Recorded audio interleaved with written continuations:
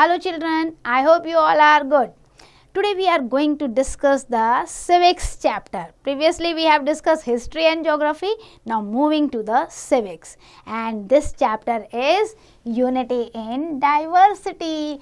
और बड़ा ही interesting topic है बेटा, डाइवर्सिटी. इतने सारे लोग, different different culture, different different tradition, language, food habits etcetera.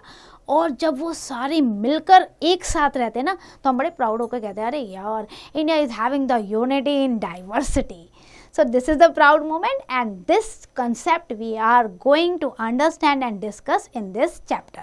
So let's start the chapter with diversity as an individual. Individually diversity होती है क्या बेटा? Yes of course होती है. जो आपकी फूड हैबिट्स है वो मेरी नहीं हो सकती है ना. मे बी आपका लाइफस्टाइल कुछ अलग है, मेरा अलग है, आपकी नीड्स कुछ अलग है, मेरी नीड्स कुछ अलग है. हम अलग अलग सोशल मेंबर से मिलते हैं सोसाइटी में. हमारी ज़रूरतें, हमारी सोच, हमारा बेसिक लाइफस्टाइल जो है एक दूसरे से बिल्कुल अलग होता है. That's why we can say that individual is having their unique और the different needs, different style. जो मैंने खाना खाना है, if I like the pizza और बर्गर और you like the rice and chapati, isn't it? If I wear the sharara or the other girls is wearing the sari etc. So this is the different, that we are different from each other and we are having the different basic needs from each other. All people no doubt have similar bodies. ये तो हम कहते हैं 2 hands हैं, 2 legs है, 2 ears है, but despite of that we are different from each other. Maybe in the complexion, maybe in the body structure or physical features sometimes we are different. कोई काला है, कोई गोरा है, कोई छोटा है, कोई बड़ा है, कोई लंबा है, कोई मोटा है. different physiques we are having.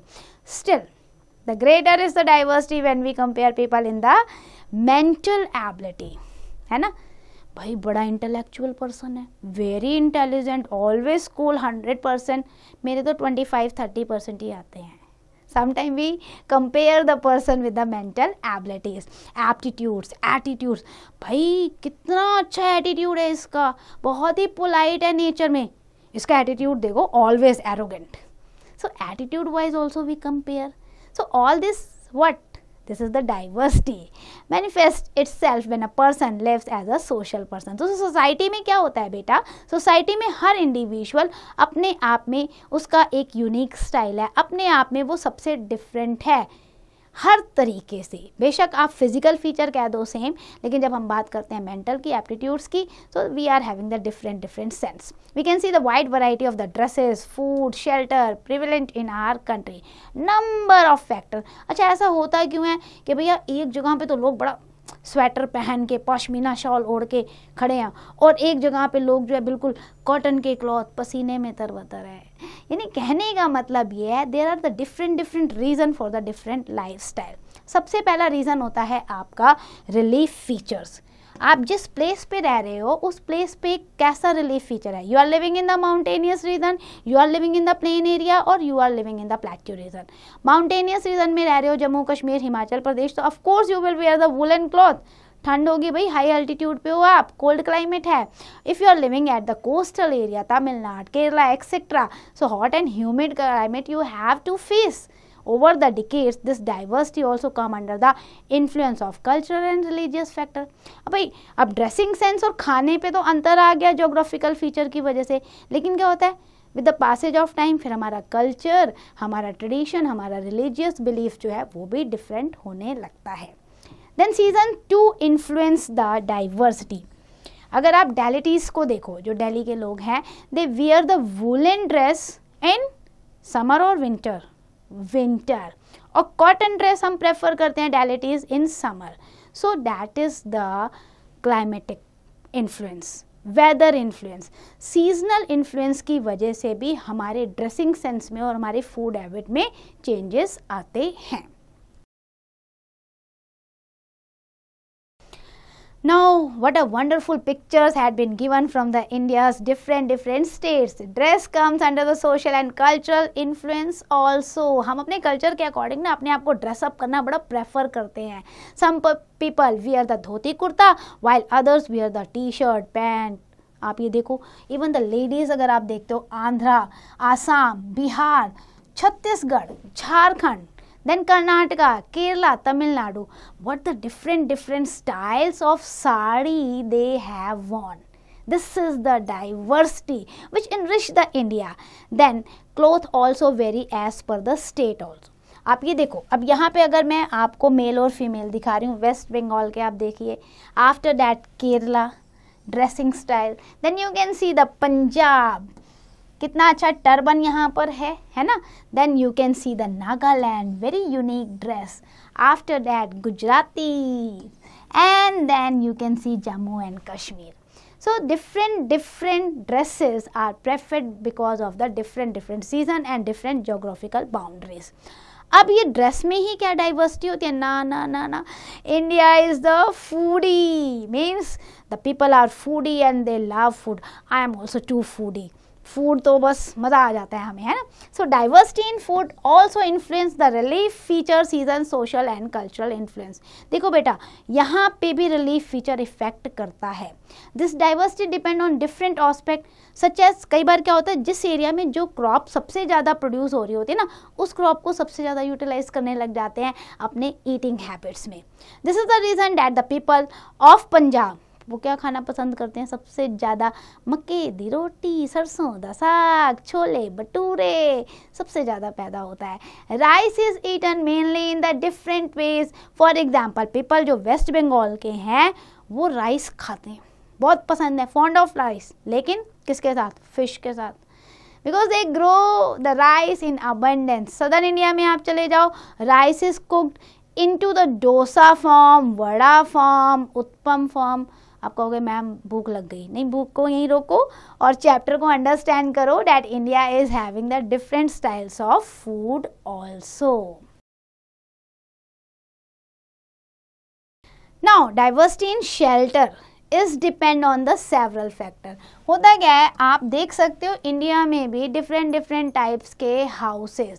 As stone is easily available in the hilly area na, so people use the stone to build their houses there. In the plain area, people make houses while using the bricks, which can be made with art.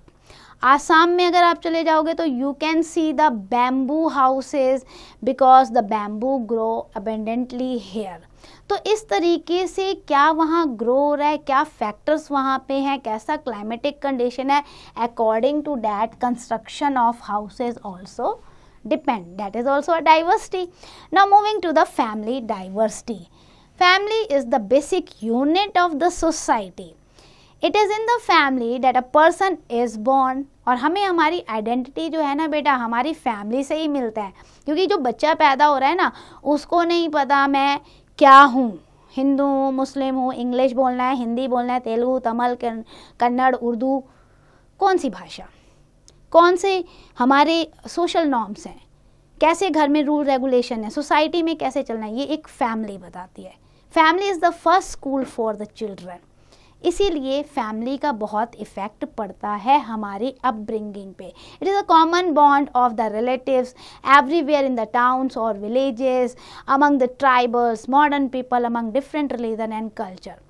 Family can be the nuclear and can be the joint family. Joint family क्या होती है? जिसमें आपके grandpa, grand mother, आपके uncle aunty भी आपके साथ रहते हैं.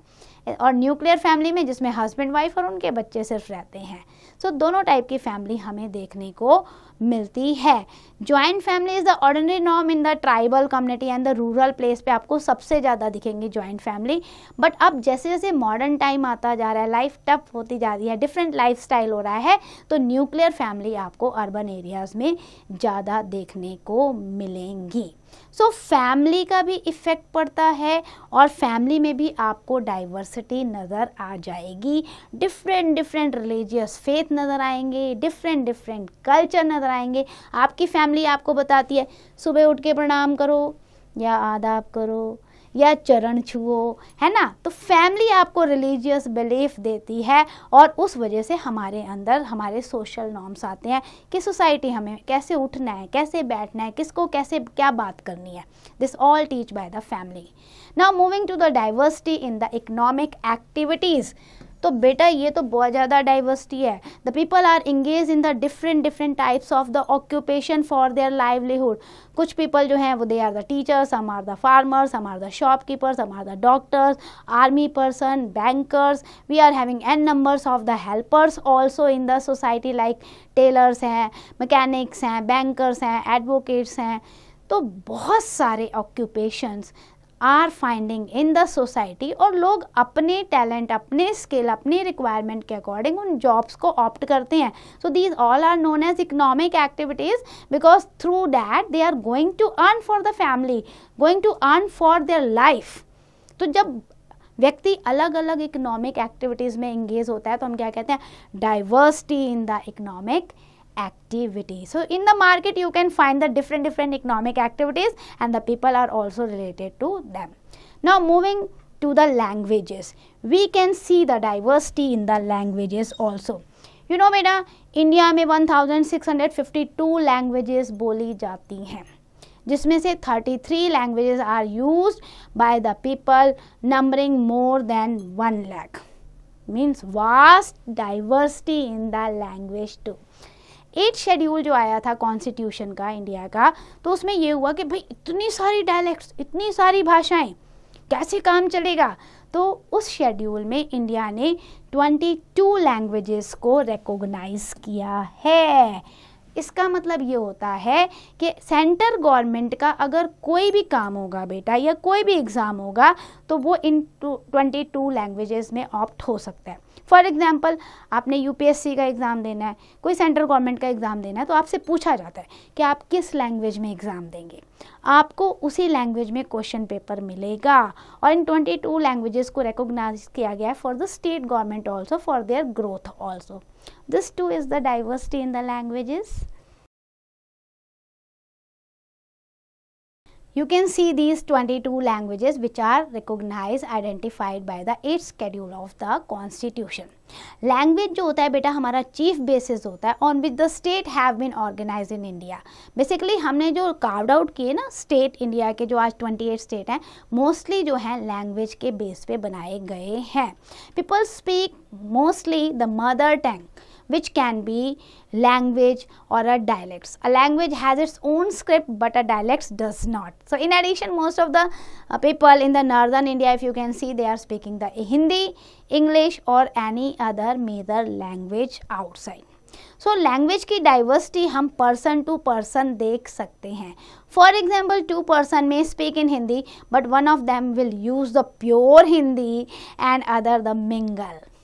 कई बार ना हम सोचते हैं हम हिंदी में बोल रहे हैं, बट ना हम इंग्लिश में बोल रहे होते हैं, या हम हिंदी, उर्दू और इंग्लिश को मिक्स करके बोल रहे होते हैं.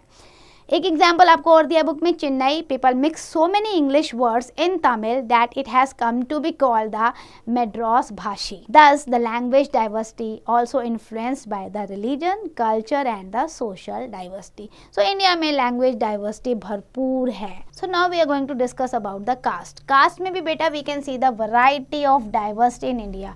Since ancient time na, India was having the Varna system. 4 Varnas were prevailing in India: Brahman, Kshatriya, Vaishya and Shudra. Brahman means the learned person, priest one. Then Kshatriya the warriors, and Vaishyas the trade community, and Shudras the working class or worker और lower rung class. So क्या हुआ, इस system में धीरे धीरे rigid आने लग गया और बहुत ज़्यादा डिस्क्रिमिनेशन स्टार्ट हो गया. After that this varna system further subdivided into the caste system. Caste और ज़्यादा बढ़ती गई on the basis of the occupation. For example, if a dhobi has joined the army, he continues to recognise his first caste, that is dhobi. मतलब इतना rigidness आ गया था इसमें, casteism में, इस वर्ण सिस्टम में, कि ब्राह्मण का बेटा ब्राह्मण ही रहेगा, क्षत्रिय का क्षत्रिय रहेगा. तो इससे जो है डिस्क्रिमिनेशन फैला और बहुत सारी कास्ट बनते आई. So this system has loosened somewhat in the present time. आज के टाइम पे हम इतना डिस्क्रिमिनेशन नहीं देखते, पहले बहुत ज़्यादा था कास्टिज्म इंडिया में, बहुत ज़्यादा डाइवर्सिटी भी थी, डिस्क्रिमिनेशन भी था. बट आज क्योंकि लिटरेसी रेट बढ़ गया है, ऑक्यूपेशनल मोबिलिटी है, अर्बनाइजेशन हो रहा है, लोग एक जगह से दूसरी जगह अपनी जॉब सर्च कर रहे हैं, एक साथ बैठकर स्कूल में बच्चे पढ़ रहे हैं, तो कहीं ना कहीं ये कास्ट सिस्टम अब थोड़ा सा वीक हो गया है. Now moving to the diversity in the religion. अगर बात करें तो India is a secular country, tolerant country, जहाँ पर हर धर्म को इक्वालिटी दी जाती है। और शुरू से ही पहले ज़माने से इंडिया में डिफरेंट टाइप के रिलीजन के लोग मिलजुल के रह रहे हैं। That's why India is a unique country where the different religious people live together in peace and harmony. We can see the different branches of the different religion. These religious branches make India the colorful, enriched culture. अगर आप देखोगे ना Hinduism में ही आप देखो, आपको Shaivism, Vaishnavism, Arya Samaj मिल जाएगा।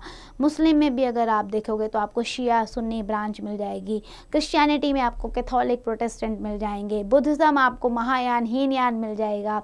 Jainism में आपको दिगंबर एंड श्वेतांबर ब्रांच मिल जाएगी। Means according to their belief people started to make the different branches of their religion.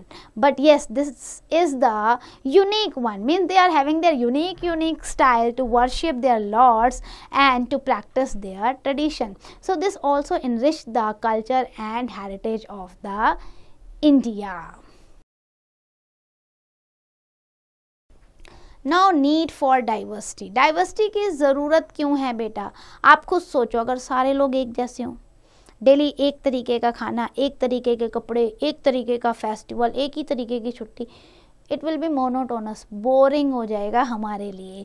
So diversity is the basic need for the man, essential part of the life. It makes life very colourful and lively. We also feel happy, क्योंकि आप एक example लो India का, हम कितना मतलब happy feel करते हैं।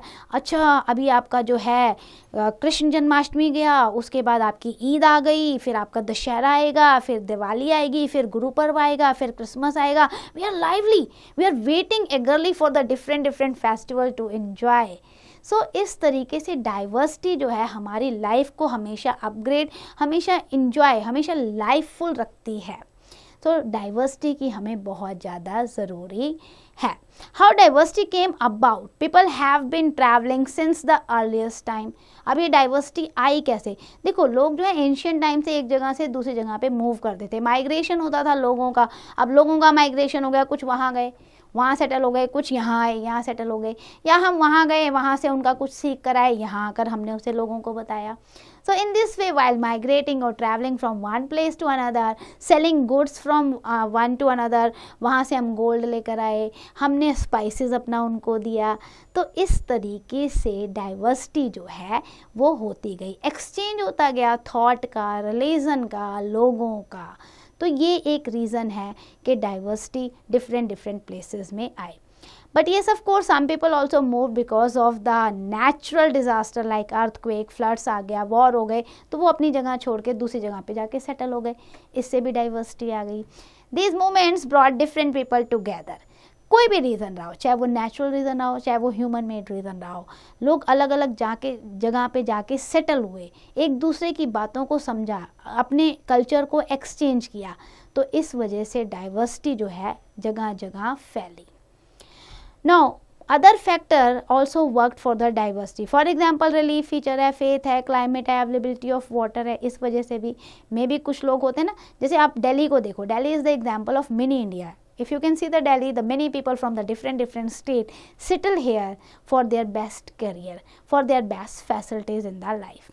So there are people who want diversity to be eradicated. कुछ लोग ऐसे कहते हैं नहीं डाइवर्सिटी होनी नहीं चाहिए, अलग अलग तरीके के लोग रहते हैं ना, इसी वजह से आपस में लड़ाई झगड़ा भी होता है। They want all people to embrace the same culture. एक ही कल्चर रख दो, एक ही रिलीजन रख दो। ऐसे लोग जो होते हैं that is fanatics. We must guard ourselves from them. ऐसे लोगों से हमें दूर रहना चाहिए, जो आपको ये सिखा रहा है कि नहीं बाकियों को भगा दो, इस धर्म को भगा दो, इस लैंग्वेज को भगा दो, एक ही रहना चाहिए। This is wrong. Diversity is the essence of our life. आप खुद सोचो, क्या बिना डाइवर्सिटी के आप रह सकते हो? कलरलेस अनइंटरेस्टिंग लाइफ को जी सकते हो क्या? पूरी ज़िंदगी एक ही कलर, एक ही फूड, एक ही ड्रेस, एक तरीके का ड्रेस देख के रह सकते हो क्या? नहीं। So diversity is the very essential part of the life. Now moving to the unity in the diversity in India. Diversity को बेटा कभी ये मत समझना being different, no, that is तो अलग चीज़ है। हम डिफरेंट हैं ही एक दूसरे से, but diversity means being different while observing certain common norms. हम एक दूसरे को एक्सेप्ट भी कर रहे हैं, कुछ कॉमन रूल रेगुलेशन को मान भी रहे हैं, बेशक हम एक दूसरे से डिफरेंट हैं. This is the reason that the spirit of unity in diversity is very important. अब ये है कि हम सब अलग अलग हैं और हम एक दूसरे को माने ही ना, फिर तो पक्का लड़ाई होगी. लेकिन अगर हम कॉमन नॉर्म्स को लेके चलते हैं तो हमारे अंदर यूनिटी आती है, और यही यूनिटी हमें स्ट्रेंथ भी करती है, हमारी सोसाइटी को भी मजबूत करती है. We can find the unity in diversity at various aspect of life. सबसे पहले आप देखो, people wear different type of dresses yet maintain the social norms of decency. Our ancient culture demands that we dress to cover our body in the decent manner. अलग अलग type के हम dress पहनते हैं, एक दूसरे की ड्रेसेस को रिस्पेक्ट करते हैं, सोसाइटी में कैसे हमें कपड़े पहनना है ये भी हमें पता होता है. Then the basic function of the food to get energy. When we eat, तो ऐसा तो नहीं है कि भाई ये तो पता नहीं क्या खा रहा है, हम ये खा रहे हैं, ऐसा नहीं है. फूड तो बेसिक नीड है, और कई बार क्या होता है, हमें जो अच्छा लगता है हम उसे खाते हैं. फिर ये नहीं कहते ये तो भाई डोसा और सांभर ना साउथ इंडिया का है तो हम नॉर्थ इंडिया के हम नहीं खा सकते, या छोले भटूरे पंजाब के हम नहीं खा सकते. नहीं, बिल्कुल खा सकते हैं, क्योंकि that is the essence of the life, और हमें उसे एनर्जी मिल रही है, टेस्ट मिल रहा है, तो भाई हम उसे खाएंगे, ये हमारी फिजिकल नीड्स है. Then India has a rich variety of relief feature also. Mountain है, plain है, plateau है, desert है. ये relief feature जो है strong point है, क्योंकि क्या होता है, इस relief feature की वजह से lifestyle जो है लोगों का बढ़ता है. अगर आप प्लेन एरिया में हो तो एग्रीकल्चर ज़्यादा हो रहा है, डिफरेंट टाइप की क्रॉप्स आप उगा रहे हो. अगर आप प्लेट्यू रीजन में हो तो वहाँ मिनरल्स को निकाला जा रहा है, माइनिंग एक्टिविटी हो रही है. तो इस तरीके से ये रिलीफ फीचर भी डाइवर्सिटी को इनरिच करते हैं. Now when it comes to a diverse ideology, India is a rich country in the ideology. Ideology means thought process बेटा, जो सोच होती है ना हमारी, विचार जो हमारे एक विचारधारा बन जाती है, वो भी हमारी अलग अलग है. बहुत सारे थॉट प्रोसेस इंडिया में डेवलप हुए हैं. We can find the large number of political parties with the different ideology also. India में ऐसी ऐसी पॉलिटिकल पार्टीज हैं जिनकी अपनी अपनी अलग अलग विचारधारा है. They all want to make India a progressive और modern nation in a unique way. So most important objective is to make us all that we all are Indian. हमें डिस्कस क्या करना है, डाइवर्सिटी है, लेकिन फिर भी हम सब मिलजुल के रह रहे हैं. तो मिलजुल के रह रहे हैं तो हमारी एक कॉमन आइडेंटिटी है, that is we all are Indians. Now our diversity entails that we wear the different type of dresses also, eat different type of food, speak different languages, follow different religion, etc. Celebrate the different festival. Yet when it comes to the unity ना बेटा, बेशक हम हर चीज़ को अलग अलग तरीके से अपनाते हैं. जब बात देश की आती है ना, किसी ने हमला कर दिया, देश की यूनिटी की बात आती है तो हम सब एक यूनाइटेड हो जाते हैं, एक हो जाते हैं. Our workforce comprises people from all sect and all religion. हम नहीं देखते हम हिंदू हैं कि मुस्लिम हैं कि सिख हैं कि ईसाई हैं कि क्या हैं, नहीं, हम सारे एक हो जाते हैं.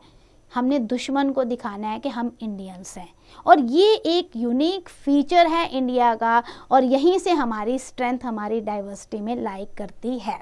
And that is the essence of India, that yes we are always united. Diversity and interdependence की बात करें तो बहुत सारा हमने डिस्कस कर लिया. वेरियस सोशल लाइफ में we have seen the different types of the diversity, चाहे वो हमारा धर्म हो, चाहे हमारी ड्रेस हो, फूड हो, या कुछ भी हो, हमने डिस्कस किया पूरा चैप्टर में. But diversity does not make one person different from the other. आप ये नहीं कह सकते ना, not does it make the religion different from the other. Diversity कितनी भी हो, हम एक दूसरे की रिस्पेक्ट करते हैं. हम हमेशा यूनिटी की जो वो स्पिरिट है ना, उसे बनाए रखते हैं. कभी भी हमारे अंदर ये नहीं होता कि भाई मेरा धर्म ऊंचा, इसका धर्म नीचा, he is the inferior, I am the superior. This unity springs from the sense of interdependence. कहाँ से आती है हमारे अंदर इतनी यूनिटी? क्यों हम एक दूसरे से प्यार करते हैं? क्योंकि we are interdependent to each other, है ना. सिंपल सी बात है बेटा, एक सिंपल बात. आप देखो, आप मार्केट में जाते हो, आप वाटर बॉल्स खाते हो, गोलगप्पे खाते हो, वाटर बॉल्स, ठीक है, वाटर बॉल्स, मज़ा आ गया, पानी आ रहा है ना मुंह में. पर बात सुनो ध्यान से, जब भी वाटर बॉल्स खाते हो, आपने कभी वाटर बॉल्स वाले से पूछा है, भैया पहले ये बताइए आप you belong to which religion? अगर आप मेरे धर्म के हैं तो मैं आपके हाथ से गोलगप्पे खाऊंगी, अगर आप मेरे धर्म के नहीं हैं तो फिर मैं नहीं खाऊंगी. Have you asked? When you visit to the mall or the market, you find the several things. आपको कुर्ता अच्छा लगे, आपको ड्रेस अच्छी लगी. Have you asked you belong to which state? Or you belong to which caste? Or you speaking which language? If you belong to my language or my caste or my state, then only I will purchase the thing. अगर नहीं बेटा, तो that is the unity. और यहीं से समझ जाओ कि we are interdependent to each other. भाई मैं नहीं पूछ सकती क्योंकि भाई मुझे तो सामान चाहिए. पता नहीं कौन सा किसान था, कौन से राज्य का था, किसका पैदा किया हुआ गेहूं मेरे पेट में गया. Isn't it? पायलट कौन सा था, इंजीनियर कौन सा था, मेरे घर के कंस्ट्रक्शन में कौन कौन से मजदूर मिस्त्री लगे थे.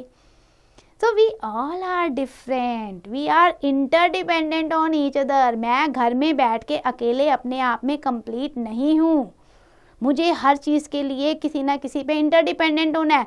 और अगर मैं उस पर डिपेंडेंट हूँ तो फिर मैं उसकी रिस्पेक्ट भी करूँगी. और मैं उसकी रिस्पेक्ट करूँगी. So that is the feeling of unity. सो यही कारण है कि इंटरडिपेंडेंट होने की वजह से भी शायद हम यूनाइट हैं. India was under the British rule prior to 1947. But what happen? बहुत अत्याचार किया उन्होंने हम पे. Then what we did? All Indians came together to secure the freedom and then only we got the independence. जब हम unite हुए, जब हमने एक साथ मिलकर कॉमन एनिमी के खिलाफ आवाज़ उठाई, so we got the independence. Thousands of people laid down the sacrifice their lives for the purpose of freedom.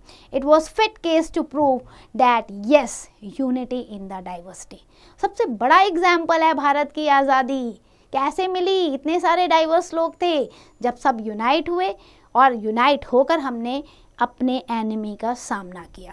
So that is the greatest example. We all have the common identity as we are the citizen of India. सबसे पहले हम भारतीय हैं. ये ध्यान रखिए आप. आपकी आइडेंटिटी क्या है? That you all are Indian. We have to ensure our diversity while being united.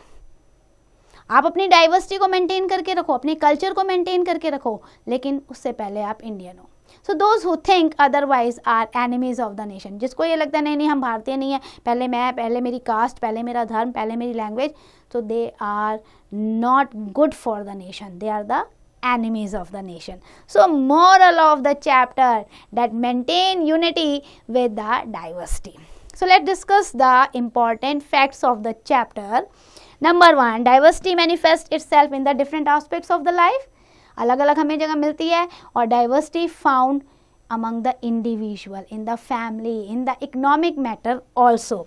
Diversity is influenced by the several factor. Social factor भी हो सकता है, religious, cultural, seasonal, individual.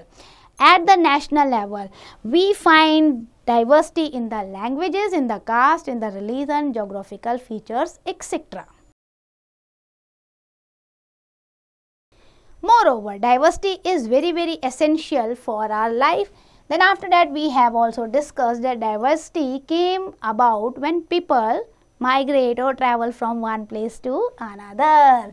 Then we have discussed unity in diversity is needed in different aspects, whether in the dress, food, physical feature, political, religious, etc. After that we came to know diversity cannot be sustained without the interdependence to each other. And then last but not least, unity and diversity, they are complementary to each other. हमें दोनों ही चाहिए. So that's end for the chapter. I hope you understand each and every concept. Now it's your turn. Do the exercise carefully.